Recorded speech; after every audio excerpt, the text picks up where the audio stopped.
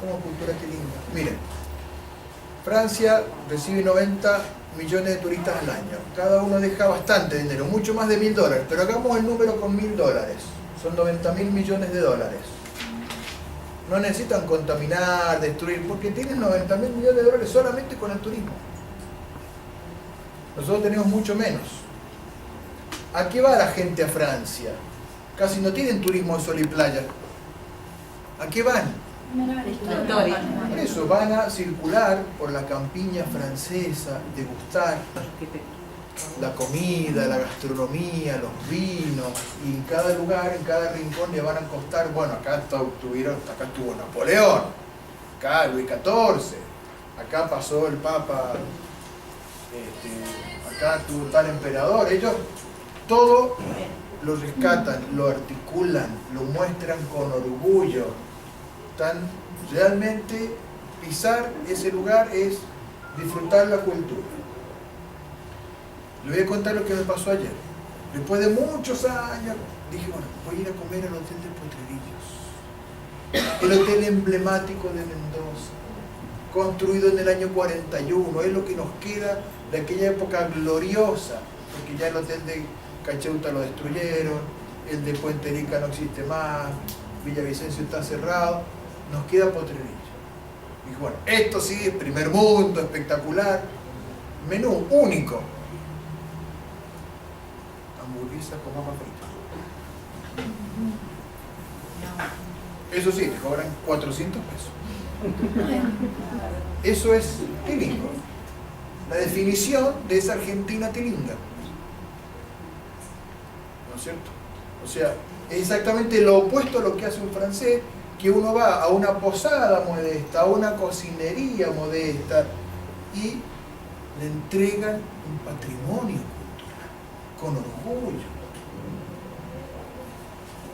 Esa es la asimetría. Imagínense un turista internacional que lo llevamos con orgullo ayer, el día de la primavera, y le sirven eso. Muy identitario. Claro.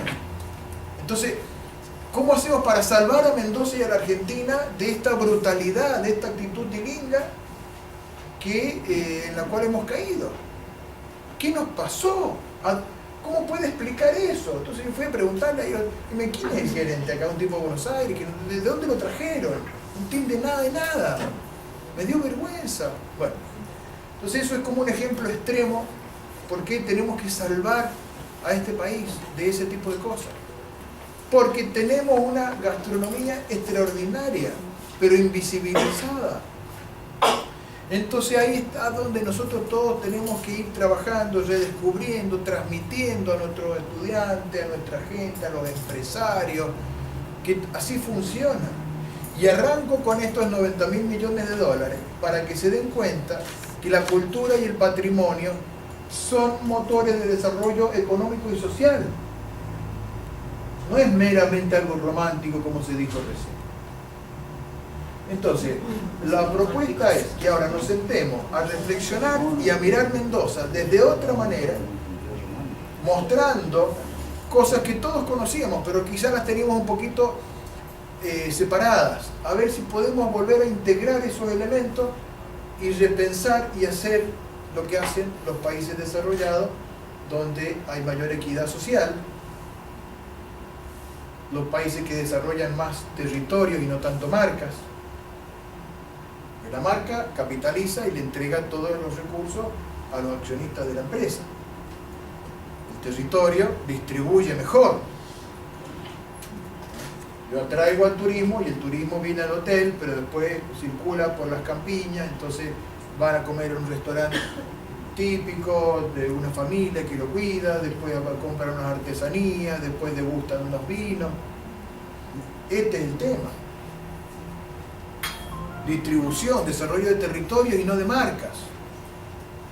Si yo tengo un territorio y un producto territorial y la gente compra el producto territorial, por ejemplo, el pisco peruano, hay un montón de pequeños productores artesanales de pisco peruano. Entonces, cuando uno compra una botella de pisco peruano, está sustentando al viticultor que está en su paisaje, en Arequipa, en Ica, ¿no es cierto? Cuando yo compro una marca, por ejemplo, en Argentina el aguardiente que domina es el Fernet. Son 100 millones de litros al año, por $10 la botella, son 10 millones de dólares al año. Ese es el negocio para una marca. Si en vez de eso tuviéramos acá como producto emblemático el pisco peruano o el pisco chileno o el Singani boliviano,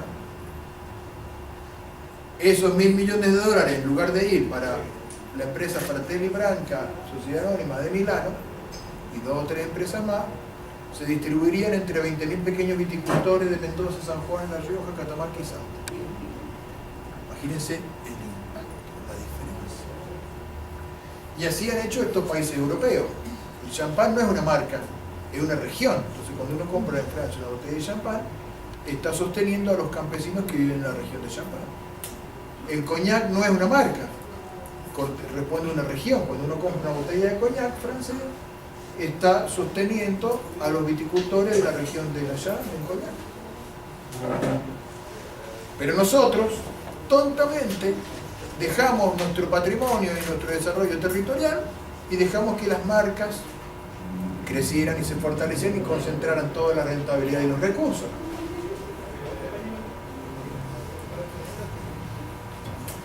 Este es el problema. Entonces, ¿cómo vamos a revertir eso? La llave de revertir eso la tienen ustedes. La alianza entre los intelectuales, el abrazo del intelectual, incluyendo al docente, al periodista, con el cocinero y con el campesino. Eso es lo que tenemos que reconstruir. Entonces ahora vamos a ver cómo trabajan los europeos su patrimonio, qué recursos tenemos nosotros y cómo podemos llevarlos adelante. Adelante. Bien, entonces la identidad es una herramienta de desarrollo. El primer concepto. Identidad igual herramienta de desarrollo del territorio, desarrollo económico y desarrollo social. Sigamos. Vamos a tener 2 partes. Entonces, por un lado vamos a ver qué hacen los europeos y después vamos a ver qué potencial tenemos acá y cómo lo podemos desarrollar aquí. Adelante. Cómo ellos trabajan su paisaje, su gastronomía, los productos típicos, las denominaciones de origen, la belleza, las emociones. Esto es un elemento. La oferta turística tiene que activar los sentidos y las emociones. Esta fue la conclusión del Congreso de No Turismo que se hizo en Cádiz hace unos 3 años atrás. Eso fue lo que llegó al final. Y la emoción no es mostrar una tremenda fábrica. La emoción es contar lo que pasó a las personas que vivían acá, lo que hicieron, las luchas épicas. Y nosotros tenemos algo de lucha épica. Hemos escrito la historia de América, se escribió acá, en esta provincia. ¿Quién financió esa campaña? ¿Quién puso el soporte técnico para hacerlo? ¿Quién nutrió a esos soldados? ¿Quién creó el caballo de Troya para engañar a Casimiro Marcó del Pont? Nosotros tenemos para la historia épica. En América estamos nosotros. Y bueno, obviamente las campañas de General Washington en el norte. Bien. Vamos a ver.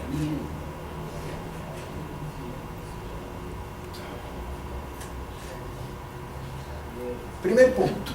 La señalética, las carreteras. Yo me puse a mirar las carreteras. No había publicidad comercial. ¿Verdad? ¿Y dónde están los carteles de Coca, los carteles de Pepsi? No están. Entonces, en Europa las carreteras tienen o la señalética azul para las señales viales o la señalética color marrón para el patrimonio. Y en el patrimonio está al mismo nivel la Catedral de Colonia, que durante 800 años fue el edificio más alto del mundo, o un grupo de campesinos que hacen desde hace mucho tiempo determinada cultura, determinada producción, determinado alimento o bebida. Para ello, una denominación de origen es un monumento nacional. Un momento. Entonces un campesino que elabora un producto típico y representativo de un territorio equivale a un artista plástico que hace un cuadro para colocar en el Louvre. Eso es lo que te entrega la Unión Europea.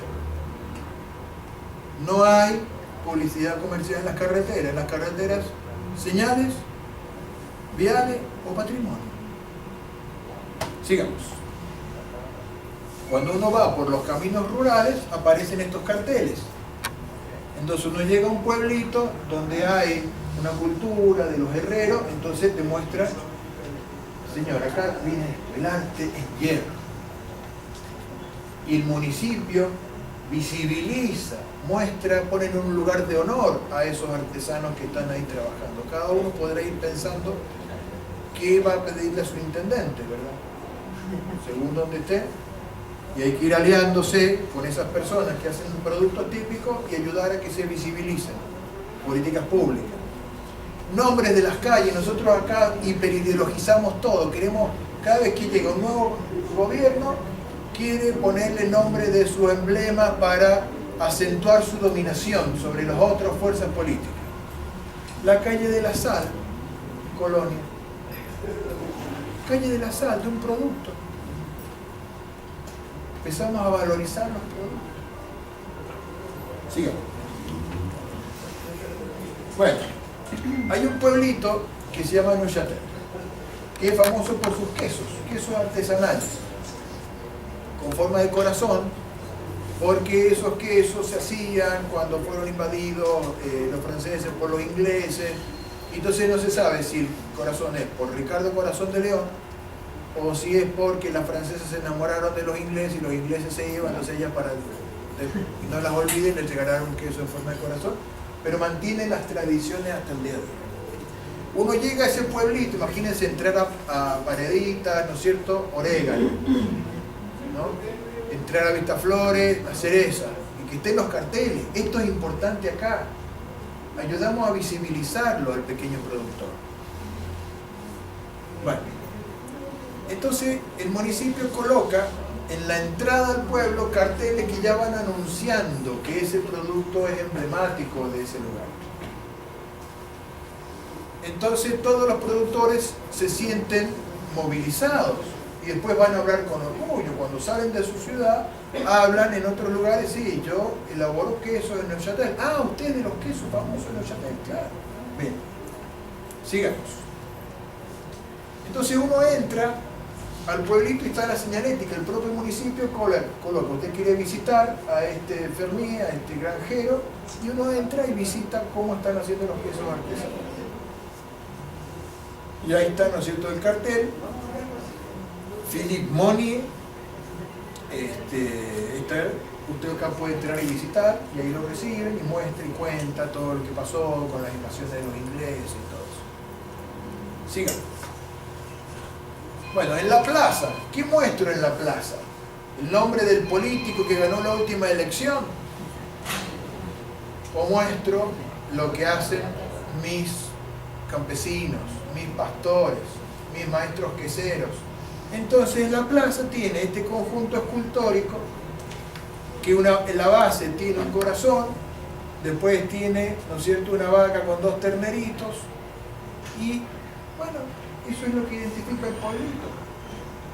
Entonces vamos a hacer todo un encadenamiento donde está el artista, ¿no es cierto?, el artista plástico, el gobierno municipal, está el pequeño productor, y gira alrededor de esto, celebrar estos productos, este patrimonio alimentario.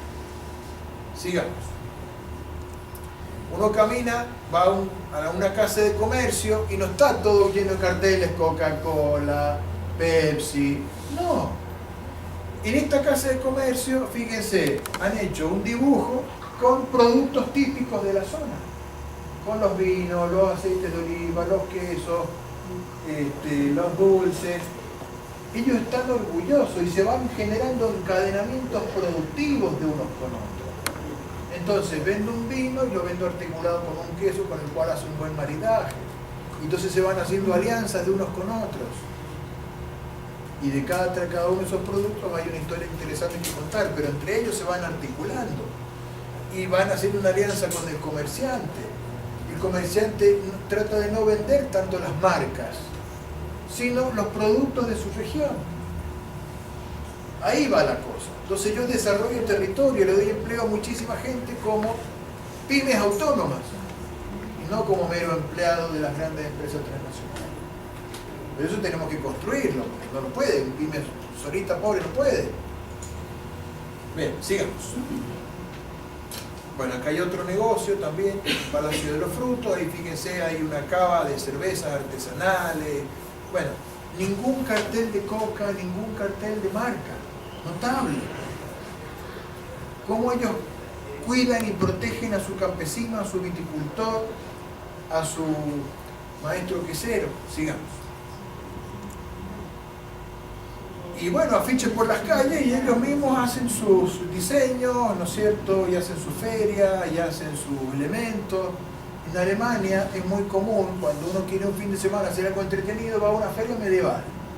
Y la gente vestida medieval, torneo medieval, artesanía, se come la comida del año 1000, producto artesanal, con orgullo. Lo que nosotros hacemos acá para el 25 de mayo, un día, bueno, allá todos los fines de semana está lleno de ferias. Ellos celebran su cultura. Y se entretienen, y se encuentran, y comparten. Pero claro, todo un enorme trabajo atrás para poder reconstruir toda esa cultura y todo ese mundo. Sigamos. Bueno, este caso sí que a mí me impactó mucho. Fui a un restaurante y pedí la carta. Un restaurante común, digamos, ninguna cosa extraordinaria. Entonces pido la carta y en la primera línea dice Sol Sauvage Majoli. Entonces, ¿qué es esto? Le pregunto al mozo. Me dice, bueno, Sol Sauvage es un pescado típico de acá, ¿no es cierto? Ahí de las playas de la Normandía. Y Majoli es el nombre del barquito del pescador artesanal. Perdón. Y sí, dice, nosotros le compramos a un pescador artesanal.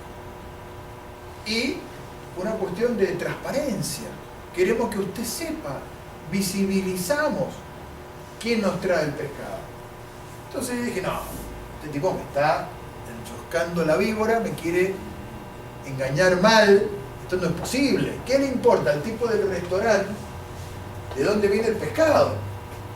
Entonces, desconfiado, bien, digamos, sudaca, bien desconfiado, me fui a caminar al puerto a ver si estaba el barquito.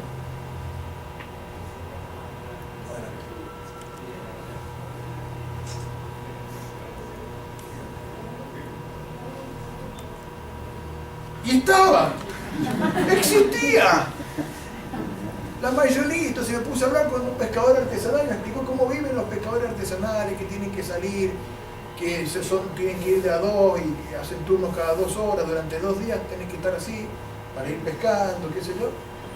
Y es la cultura que el restaurante genera el encadenamiento productivo con el pescador artesanal, lo visibiliza con orgullo, todos somos importantes.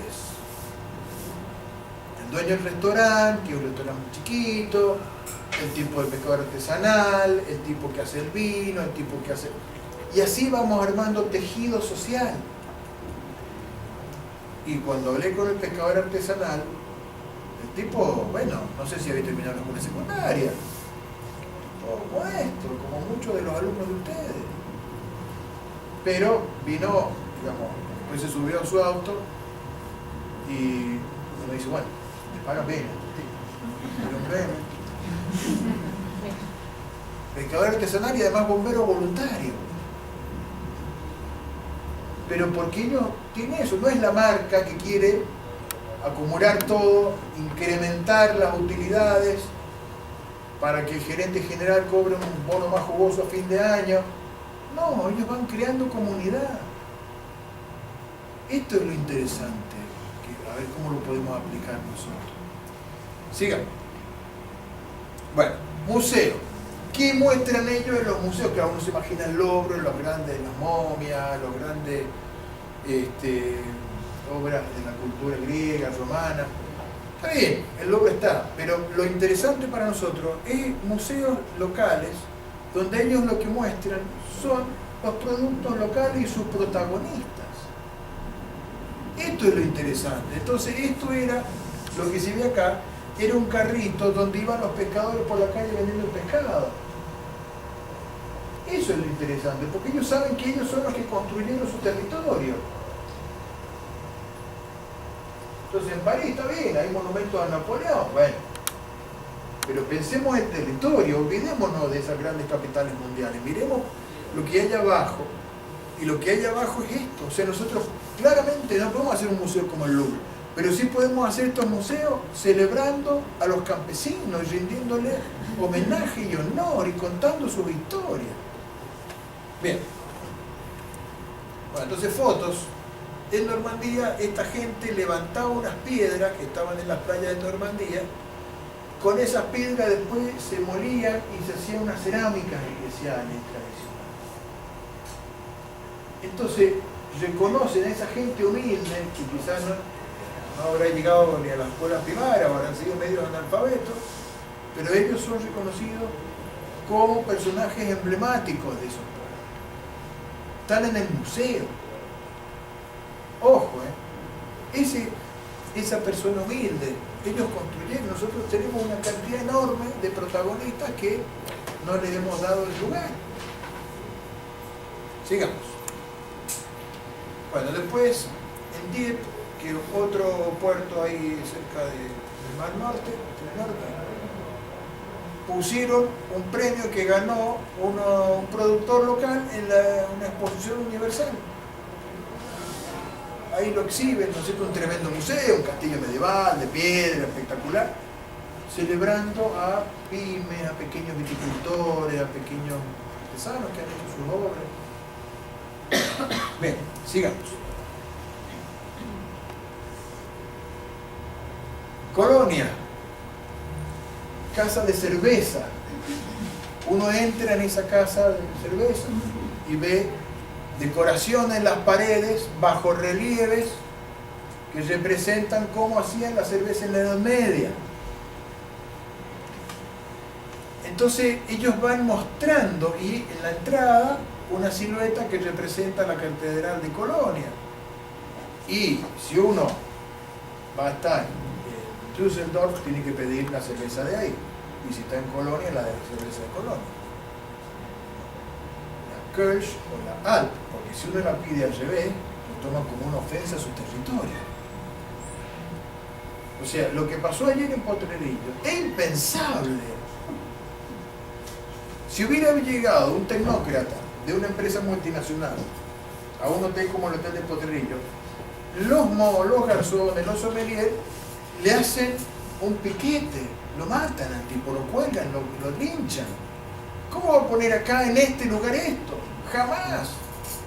Y los clientes y todo el mundo se lo hubiera sublevado cuando uno ve cómo operan ahí. Ellos se identifican con los productos, los proclaman con orgullo. Y se hace toda una cadena de una densidad de la trama territorial a partir de la cultura compartida y construida colectivamente entre todos. Sigan. Bueno, entonces uno va a Rouen y ahí dice, bueno, a ver, ¿qué hicieron ellos? Ellos tienen a Juana de Arco. ¿Qué le pasó? La quemaron viva. Y ellos desarrollan esta tensión dramática como un elemento para contar la historia de su pueblo. Entonces están la escultura, la arquitectura, vitrales y un espectáculo de luz y sonido. Han reconstruido el juicio a Juana de Arco. Entonces aparecen personas vestidas como se vestían en el 1200 y que son citados a declarar y van declarando lo que decían las actas. Y se reconstruye un espectáculo muy interesante con eso. Nosotros tenemos miles de cosas. Bueno, en su época se hacía el Parlamento de San Carlos, que era muy interesante, pero todos los rincones de la provincia tienen historias maravillosas que contar. Claro, no que quemaron viva a Juana de Arco, pero muchas cosas muy interesantes. Sigamos. Bueno, después de la historia de identidad, o sea, la cantidad de libros que ellos han escrito. Un libro sobre las cerámicas. Otro, los gritos de la villa, o sea, los gritos de la ciudad. Lo que la gente iba vendiendo por la calle. Los vendedores ambulantes, ¿qué vendían? Hicieron su libro. Sigan. De los viñedos, de los molinos. Acá estamos dejando que tienen abajo el molino de la calle Juan José Paso, ¿no es cierto?, Conservante, y a nadie le importa. Claro, es casi imposible defenderlo ahora porque nunca nos hemos ocupado, pero si hubiéramos hecho una ruta de todos esos molinos, mostrando lo que es la cultura del molinero, todo lo que se generaba alrededor de un molino hidráulico colonial, hecho acá en el siglo XVII, el siglo XVIII, tendríamos otros elementos. Ellos los cuidan como joyas. Eso. Sigamos.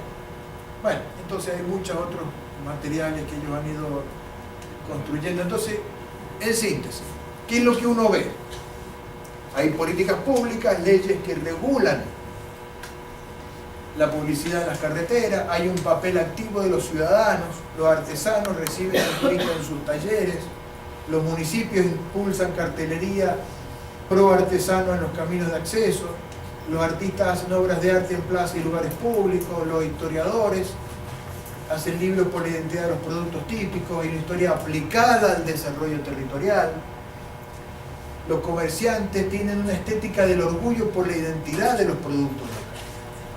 ¿Qué es lo que pasa acá? ¿Por qué tenemos todos los lugares de comercio llenos de carteles de las marcas? Porque, por ejemplo, una señora va a abrir un restaurancito y se baja un ejecutivo de una empresa y dice, bueno, yo le pongo las mesas, le pongo las sombrillas, le pongo estas banderas, le pongo esto. Usted me pone, no sé, Coca, me pone Pepsi, me pone la marca de mi vino, yo le pongo todo esto. Viene por la otra puerta un productor artesanal de queso, de vino, de algún otro producto. Entonces el tipo del restaurante dice, bueno, ¿y usted qué me da? Y yo le entrego en consignación mis vinos, mis quesos, y usted los vende y después me paga. No, pero además de eso, ¿qué me da? ¿Qué quiere que me dé? Ah, no, mira, grandes empresas me entregan todo. Entonces ese restaurante le cede todos esos espacios a las grandes empresas y excluye al productor artesanal sin tomar conciencia de que está entregando el territorio. Entonces este es el punto que tenemos que ir reflexionando críticamente. Muchachos, defendamos el territorio, saquemos las marcas comerciales, desarrollemos un territorio de pymes con identidad, pero hay que crear una conciencia gigantesca. Bien, sigamos. Entonces, bueno, la oferta turística europea tiene identidad, cultura, gastronomía, paisaje, historia, belleza, emociones. ¿Cómo aplicamos esto a Mendoza? ¿Hay algún producto que tenga Mendoza, que tenga algo de onda identitaria y todo? ¿Tendremos? ¿No tendremos? Bueno, vamos a ver. Adelante. Vamos a ver ahora Mendoza. Bueno, tenemos debilidades y fortalezas. En la fortaleza tenemos una riqueza patrimonial, la belleza escénica de la montaña, los vinos. Desde 1580 tenemos vinos acá. Por favor, cuando venga algún tilingo a decir que acá los inmigrantes europeos empezaron con el vino, digan, por favor, no seas tilingo. 300 años llevábamos nosotros de ser un polo vitivinícola de lo más importante de América antes que llegaran los inmigrantes. No seas tilingo, por favor. Pero los inmigrantes han sido tan prepotentes, despreciaron tanto al criollo, con actitudes tilinga, vendiendo McDonald's en el hotel de Poletica, típica actitud tilinga de esos inmigrantes que se ufaran de que ellos hicieron todo. No te confundas. Bueno, para atrás, porque acá están los conceptos principales. Entonces tenemos vinos desde el siglo XVI, aguardiente cuyano desde el siglo XVII, tenemos gastronomía, tradiciones criollas, de nivel de historia universal con San Martín. O sea, en Europa... ¿La grapa también tenía origen criollo? Perdón. Pero... No, la grapa es como el coñac, es como el borgoña, es como el champán. Es copiar un producto, una denominación de origen italiana, para revestirlo de una pituquería trucha. Porque la grapa italiana es una denominación de origen que se hace con uvas italianas, que acá no hay. Es como hacer coñac, como hacer champán. Nosotros teníamos el aguardiente criollo, que era 10 veces más grande que el pisco chileno. 10 veces más grande.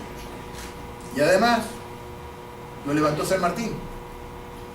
Con lo cual es como si en Francia le hubiera tocado a Napoleón. Lo hubiera llevado con sus tropas, lo hubiera utilizado para financiar su proyecto. Y nosotros tontamente destruimos el aguardiente cuyano. después lo disfrazamos, a ver, y suena mejor, bueno, va a sonar coñac, entonces le ponemos coñac, o le ponemos brandy, o le ponemos aral, o le ponemos anisette, o le ponemos grapa, cualquier cosa, perdiendo el producto identitario. Gracias al uso de todos esos nombres raros europeos, destruimos un producto con identidad, y de los 4 aguardientes andinos históricos, el Singani de Bolivia, el pisco peruano y el pisco chileno, nosotros teníamos el aguardiente cuyano, lo dejamos caer, desapareció como producto identitario, y hoy el mercado del aguardiente es todo Fernet. Y algunos otros más, no sé, algo de ron, algo de whisky, pero marcas. Perdimos producto campesino. Bueno, entonces, fortaleza, belleza escénica, los vinos de Mendoza, los aguardientes, gastronomía y tradición. Debilidades, contaminación visual, ¿no es cierto? Toda la publicidad comercial fuera de control. La cultura del enclave, una empresa que se instala en un lugar no genera encadenamientos productivos, sino que quiere salvarse sola, aumentando su rentabilidad. Fragmentación, montaña, viticultura. Me contaban del Ministerio de Turismo hace un par de días que llamaron unos consultores internacionales, revisaron todo y dijeron, miren, la montaña es espectacular, la cultura del vino es espectacular, pero no hay vínculo entre las dos. Uno va a la montaña y ahí no aparece nunca el vino. Uno está abajo degustando los vinos, no tiene lazo con la montaña. Entonces hay una fragmentación. El paisaje y la industria. Claro. Hay un eslabón perdido, que son las bóvedas de Uspallata. Cuando uno va a Uspallata, le muestran, mira, estas son las bóvedas de Uspallata, esta, la forma que tiene era la chimenea por donde salía el humo, y esto era de los jesuitas. No era de los jesuitas, todos hemos leído el inventario completo de los jesuitas de 1767, no tenían nada en Uspallata. Y eso no era en chimenea, eso era una ingeniosa arquitectura de confort térmico. Las bodegas que estaban acá abajo eran así, para mejorar la calidad de los vinos. Se cayeron con el terremoto en 1861, pero quedó la de Uspallata. Eso tiene que ser un lugar del vino. Y explicar que era una hacienda agropecuaria del siglo XVIII, con el uso de la tierra cruda como material de construcción para lograr el efecto del confort térmico, y ahí entonces se pueden estar degustando vinos, hay que ornamentarlo con un jardín, pero no el jardín francés, inglés, el pasto verde, no hagamos esas ridiculeces, por favor, eso no es clima árido, eso es copia Cholula o Tiringa, ¿no es cierto?, de clima frío, donde hay niebla todo el día, pero acá en zona árida es ridícula la alfombra verde pasto. Bueno, pero ¿qué Tiringa que tuvimos? Entonces ahí hay que poner jazmín, lavandas, una pérgola, una degustación de vinos artesanales, eso. Entonces ahí articulamos la montaña con el vino y hacemos vivir una experiencia y hablamos de San Martín. Bueno, descuido de patrimonio, eso también es otro tema, el molino de Orfila en Junín. Bueno, en fin, vamos a ir avanzando esto con más detalle. Nos echen, si no, adelante. No te vamos a echar. Contaminación visual, bueno, espacios públicos privatizados, el abuso de los avisos comerciales. Tenemos que reglamentar, acá hay que construir una política de ordenanzas municipales pro patrimonio.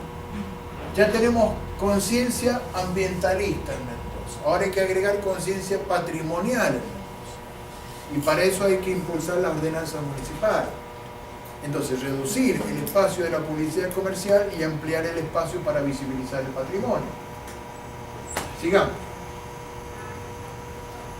Bueno, carteles comerciales no voy a mostrar porque todo el mundo los conoce y no sé, sigamos. Bueno, entonces la montaña está allá arriba, pero necesitamos ver cómo la conectamos, que no sea meramente el negocio de unos turoperadores aislados, sino que hay que, ¿no es cierto?, desarrollar la montaña como un espacio entretenido. Sigamos. Bueno, el descuido del patrimonio. Miren, estuve en el Molino Orfila. El Molino Orfila es un lugar histórico, estaba en General San Martín, tiene su propio molino ahí. lo tenemos en un estado calamitoso, una vergüenza. Fui a hablar con el intendente de Junín, le expliqué todo. Sí, lo vamos a llamar, no se preocupe. No le interesó nada. Una cosa notable. Tenemos un tesoro ahí. Por favor, que no venga ningún francés a verlo porque le va a dar un ataque de risa. Y ustedes quieren desarrollar el turismo con esto. Dios mío. Sigamos.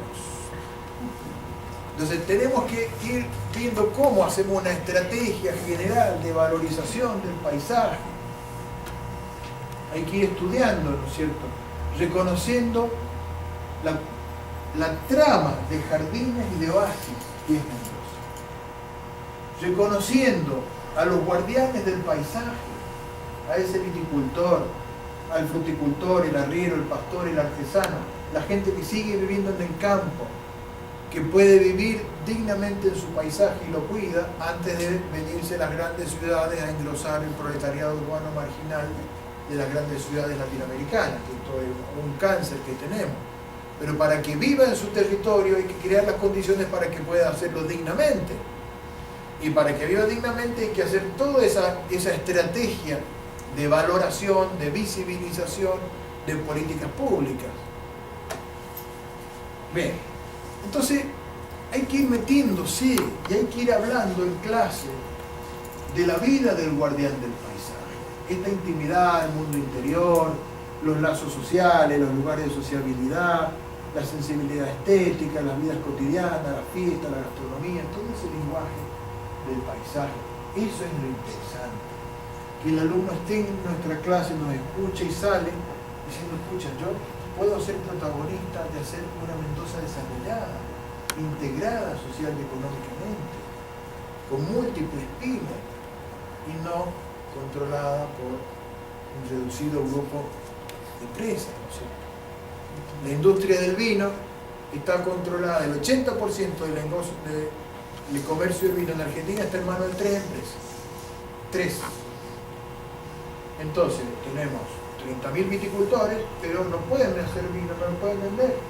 Le tienen que malvender la uva a las 3 empresas que lo comercializan. Y le venden justo el precio de costo.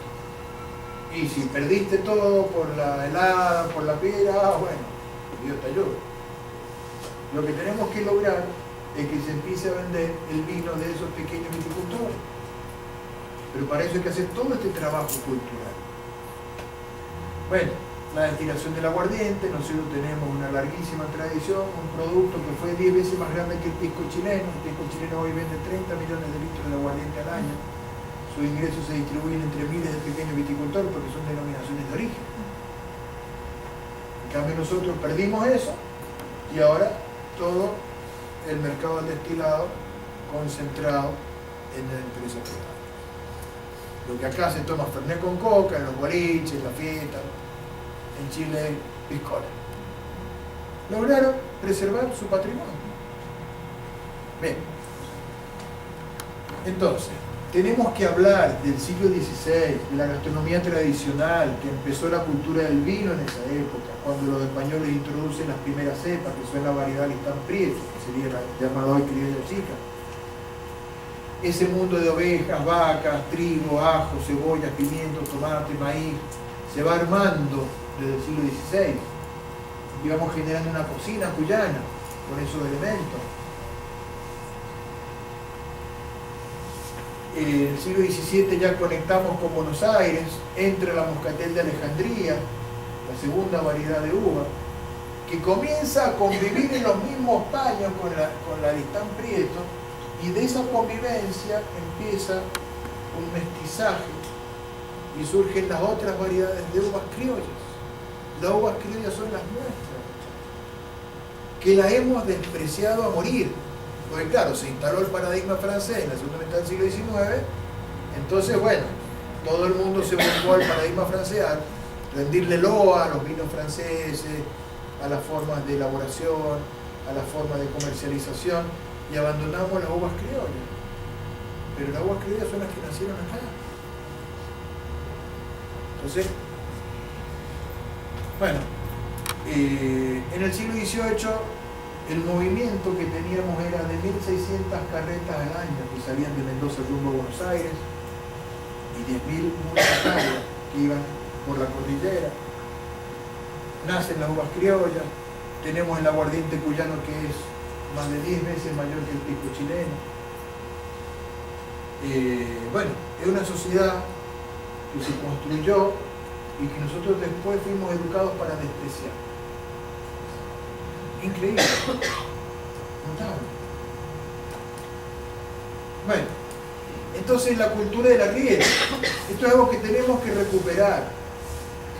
Acuérdense que durante 300 años de historia, la mayoría de la gente que nacía acá, nacía, vivía y moría en la misma ciudad, no viajaba, porque viajar era muy difícil, muy complicado.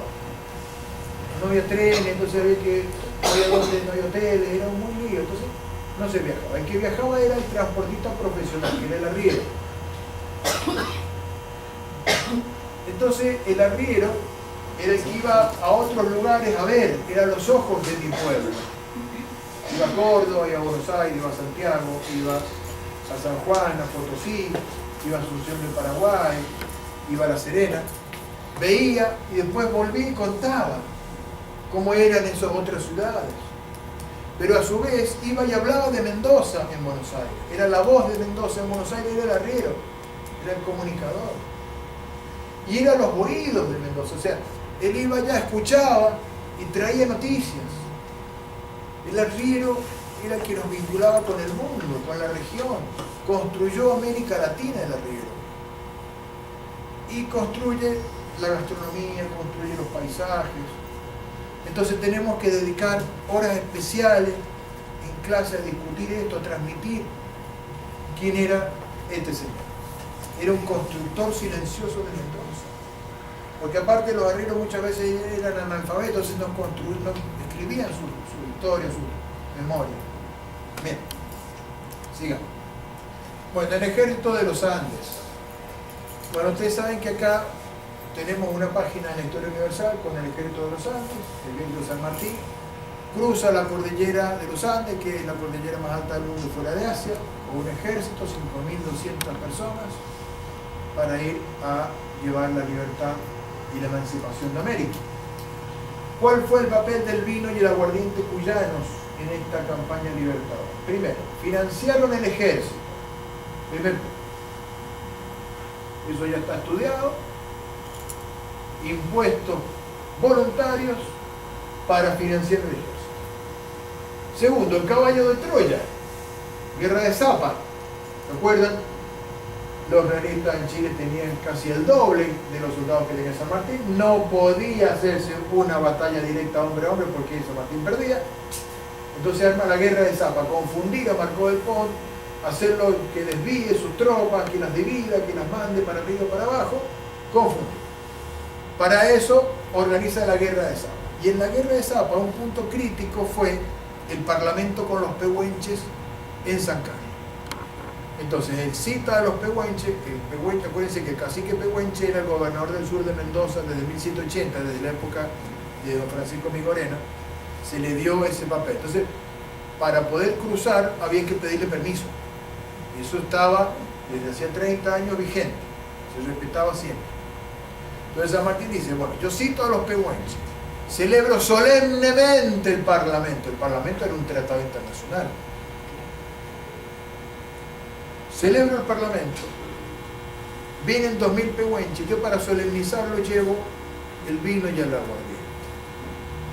300 óderes de cuero con vino y aguardiente, una tremenda fiesta se hizo, y con eso él logró que los pehuenches le crean que el grueso del ejército iba por el sur, por Malargüe, ¿no es cierto?, por el centro de aquí Las Leñas, por el Valle Hermoso, Paso Planchón. Casimiro Marcó del Pont, 4 días después ya tenía la noticia de que iban a ir por ahí y empezó a mandar tropas al sur, y San Martín entonces le entró por el norte, lo enfrenta en Chacabuco y lo vence. Eso se logró, o sea, si Ulises para ganar la guerra de Troya inventó el caballo de Troya, San Martín usó los vinos de Mendoza y los aguardientes cuyanos como caballo de Troya, papel central para contar con orgullo de nuestros vinos y nuestros aguardientes. Bueno, y el tercer papel de estos productos fue el alimento de las tropas que cruzaron la cordillera. Imagínense cruzar a pie la montaña, si uno se cansa yendo en auto, a pie queda destruido, llevando las mulas, los cañones, la mochila, la olla para cocinar. Era agotador, cada día de marcha era un suplicio, el gasto de energía. Entonces, para reponer calorías, vino y aguardiente. 113 mulas cargadas con vino llevó el ejército, y también partidas de aguardiente como parte de la comida. Y San Martín, dice Ricardo Rojas, textualmente en el Santo de la Espada, que tomaba aguardiente cuando llegaba a 6 grados bajo cero en la cordillera. O sea, el destilado del Libertador. El aguardiente cuyano hoy, compitiéndole al Singani de Bolivia, al pisco peruano y al pisco chileno, tendría que pasar en la máquina por arriba. Escuchen, el nuestro es el destilado Libertador. A ver, ustedes qué tienen, a dónde no llegan ni a los talones. ¿Dónde está nuestro aguardiente? Y tendría que ser el supercampeón. Lo dejamos aquí. Bueno, la gastronomía. Esto es gastronomía cuyana, mendocina. El ajo, la cebolla, pimiento, calabaza. Y la cebolla se usaba para frotarla en la nariz de las mulas para que no se apunen. Esto era el conocimiento que tenían los arrieros y que se lo entregaron a San Martín, y con eso San Martín pudo manejar bien su ejército. Bien, sigamos. Bueno, entonces acá hay una enorme gastronomía cuyana. Acá me están diciendo que hay que terminar. Maestros queseros, pastores, talabarteros, molineros, fruticultores, todos los actores sociales, los sujetos históricos que tenemos que reivindicar, que son los verdaderos héroes que construyeron Mendoza. Ellos la construyeron, no 3 o 4 figuras muy conocidas, ¿no? Y sin ellos San Martín no hubiera podido hacer el ejército de los Andes. Nosotros teníamos molineros que eran carpinteros y albañiles con gran dominio técnico de la hidráulica, gran dominio de cómo hacer, conocimientos de física, y esos conocimientos técnicos son los que San Martín reconvirtió para el esfuerzo militar, y por eso tuvo éxito.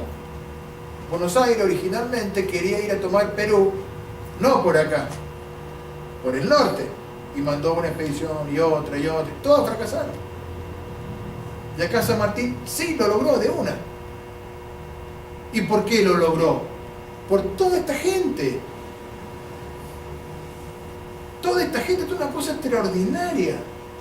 No fue meramente una batalla militar, y que a los milicos les encanta hablar, sí, porque con la forma del sable, está bien, pero eso, la cosa es lo que está abajo, eso es lo que te permite ganar. Sigamos. Bueno, entonces los pastores, acá tenemos que desarrollar estas figuras, ¿no? El jabón de Mendoza. Ustedes saben que tenemos el mejor jabón de América del Sur, por el jume. El jume permitía con el cebo elaborar el mejor jabón. En Chile las lavanderas siempre pedían jabón de Mendoza porque era mejor, para la ropa duraba más. Nosotros podríamos haber desarrollado ese producto y obtener un producto típico, identitario, fantástico. Hemos estudiado todas las aduanas y cómo en las aduanas de La Serena sale el jabón de Mendoza rumbo al Pacífico Norte. Impresionante. Perdimos el producto porque nos faltó confianza en nosotros mismos. Donde las carnes, la talabartería, los quesos. Sarmiento decía, miren, nosotros acá solamente exportamos materia prima sin procesar. Los franceses a cada vaca le multiplican 10 veces el valor, haciendo queso, haciendo un montón de subproductos. Pongámosle un poquito de onda. Nosotros tenemos muchas cosas para hacer. Sigamos entonces. Bueno, tenemos entonces viñas, cultivos, paisajes que son activos. Que si está suelto no me dice nada, pero si yo lo articulo como parte de un patrimonio y explico todo lo que hay detrás, ahí sí adquiere sentido.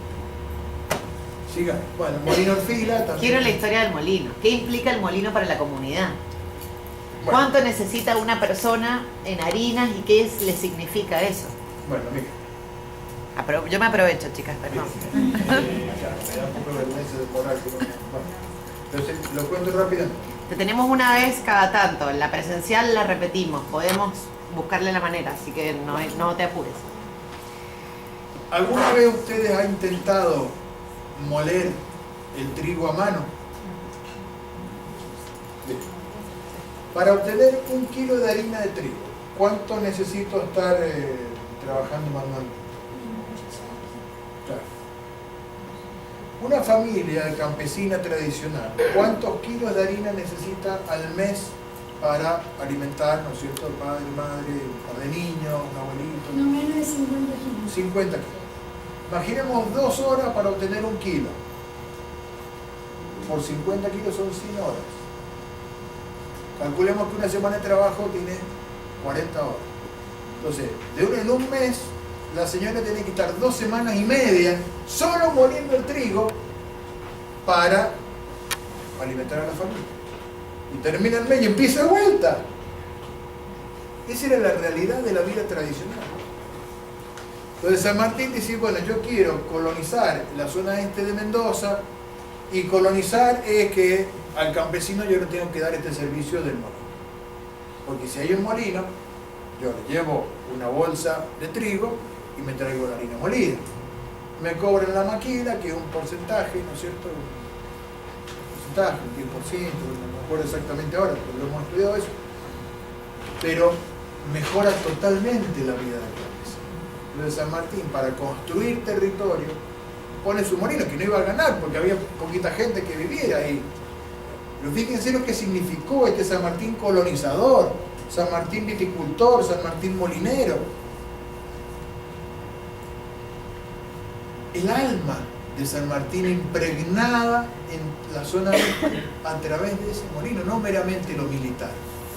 Entonces, ese molino al fin es un monumento nacional. Es lo que nos dejó San Martín, es parte del legado central de San Martín. Entonces, esto tenemos que explicarlo. Aparte del molino era un espacio de encuentro social, llegaban los arrieros, llegaban los agricultores, llegaban los pastores, ahí compartían noticias, hablaban, se hablaba de proyectos, se enteraban de las novedades.